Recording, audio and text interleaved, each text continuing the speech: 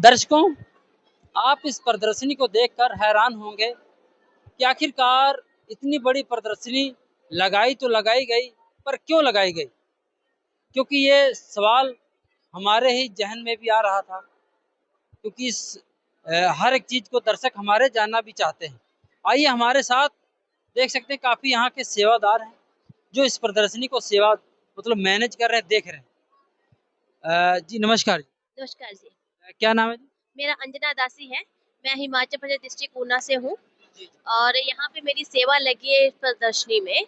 जैसे हम कहते हैं कबीर प्रकट दिवस, तो ये इनका 628 कबीर प्रकट दिवस हम मनाते क्यों हैं? सबसे पहले तो सवाल ये सब जानना चाहेंगे क्या प्रकट दिवस क्या है? जैसे हमें सब वैसे तो सब जगत लोग तो ये जानते हैं कि परमात्मा जो है निराकार है। लेकिन हमें संत रामपाल जी महाराज के द्वारा ही ग्रंथों के द्वारा ही उन्होंने हमें समझाया कि जो परमात्मा निराकार नहीं है, उसने अपना ही स्वरूप हमें बनाया है और वो परमात्मा अपने आप सह शरीर आके हर युग में अपने सह और जो ये कलयुग में कबीर नाम से यहाँ प्रकट हुए हैं और जो एक लहर ताला जो एक तालाब है वहाँ पे एक गरीब जो है और गरीब जो उसको बोले जो बांझ है जिनका बच्चा नहीं है उनके घर में पैदा होते हैं, किसी अमीर के घर में नहीं होते और उसमें रह के वो सारी लीला रचते हैं और सबको बताना चाहते हैं कि मैं ही परमात्मा हूँ। ठीक है, जब सब लोग कहते हैं कि नहीं, बोलते सब है कि परमात्मा एक है, लेकिन वो एक परमात्मा है कौन, वो कोई भी समझ नहीं पाता। तो कबीर साहब जी बताते हैं। मानते हैं कि आपने जो इतनी बड़ी प्रदर्शनी लगा रखी है, हमने देखा घूम फिर के काफ़ी बड़ी प्रदर्शनी थी। हमारे दर्शक आखिर प्रदर्शनी को मान लिया, देख लिया दर्शकों ने। देखने के बाद उनके मन के ये सवाल आता है, क्योंकि बहुत सारे धर्मगुरु हैं, बहुत सारे ग्रंथ हैं, हर एक चीज़ बहुत सारी है। इसको हम माने तो माने क्यों? देखिए जो सारे जो धर्म गुरु तो बहुत है, बहुत बड़े बड़े गुरु भी हैं, लेकिन जो हमारे संत रामपाल के हैं वो हमारे जो ग्रंथ हैं, जो पवित्र हमारे जितने भी गीता है, पुराण है, जो हमारे जितने भी कुरान शरीफ है, सब में जो असली परमात्मा कौन है, वो उसका अपना साकार रूप है, वो कैसे आया, कैसे कैसे अपना वो मतलब सबको आत्म दर्शन करवाता है कि कैसे आगे और कैसे हम मोक्ष। हम सब बोलते हैं कि कोई बात नहीं, जब तक साधु संत इतनी ज्यादा साधना करते हैं, किस लिए करते हैं? मोक्ष के लिए। आखिर में जाके उनको भी मोक्ष नहीं मिलता, वो अगले या किसी और योनि में चले जाते हैं। लेकिन परमात्मा बोलते हैं कि अगर हमें मनुष्य जन्म मिला है, वो किस लिए मिला है? वो इसलिए मिला कि असली परमात्मा का हमें ज्ञान हो, हम मोक्ष लें और दोबारा किसी योनि में ना आए। हम सतलोक, जहाँ से हमारी असली आत्मा हम आए सतलोक से, वहीं पे हम वापिस चले जाए और दोबारा इस काल के लोक पे हम नहीं आए। ये मोक्ष कैसे मिल सकता है? जो संत रामपाल जी महाराज जी ने जो हमें जो एक एक उंगली रख रख के हर ग्रंथ में से बताते हैं कि जो मोक्ष के लिए कहीं ऐसे नहीं हमें बहुत बड़ी साधना करनी है, जैसे साधु संत लगातार 24-24 घंटे बैठ के साधना करते हैं, नहीं, वो हमें असली मंत्र देते हैं।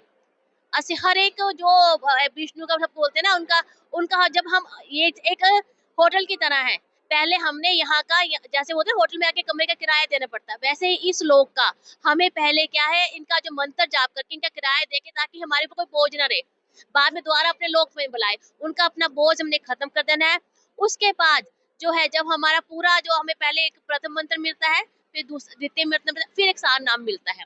उसके बाद जो है, हम जो जब ये इनको लगातार करते रहेंगे बिना किसी मीन्स खंडित हुए, तो अपने आप हमें ज्ञान होना शुरू हो जाता है, हमें लगता है कि नहीं, हमें असली परमात्मा है। और उसके बाद इस ज्ञान के आधार पर ही हम लोग जो है मोक्ष प्राप्त। अभी हमें भी कुछ पता नहीं था मोक्ष क्या होता है, हम सोचता मोक्ष सिर्फ उनके लिए होता है जो साधु संतों के लिए है, हमारे इंसान के लिए तो ये होता है पैसा कमाया, अपना मौज मस्ती की बस। तो अब हमें पता चला आध्यात्मिक ज्ञान असली क्या है।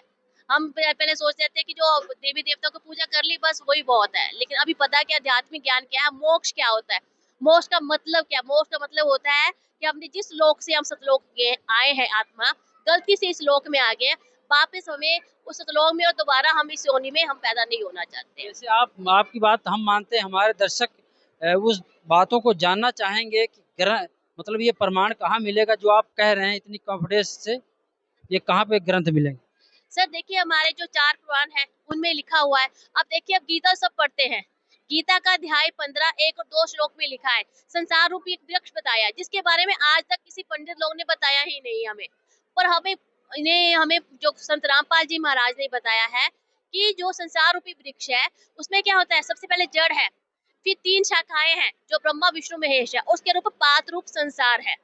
पर हम क्या करते हैं, हम पत्तों की टहनियों की पूजा करते रहे और हमें मिला कुछ नहीं। अगर हम असली जड़ की जो एक परमात्मा उसकी पूजा, हम उसकी असली पूजा करेंगे, उसकी शरण में जाएंगे, सही भक्ति करेंगे, तो हमें जो सतलोक प्राप्त होगा, हमें मोक्ष प्राप्त होगा सही भक्ति से ही। लास्ट प्रश्न रहेगा, जैसे कि हमारा कहना ये है कि जैसे ग्रंथ, जो ग्रंथ बता रहे हैं आप, हम ग्रंथ देखना चाहें तो हमको कहाँ आना पड़ेगा हमारे दर्शकों को? सर देखिए, अगर आप चाहें तो हमारी प्रदर्शनी में भी एक जगह बनी है, हर तरह के वहाँ ग्रंथ रखे हुए हैं, चाहे वो हिंदू से रिलेटेड, चाहे मुसलमान से, सिख से, सारे ग्रंथ हैं।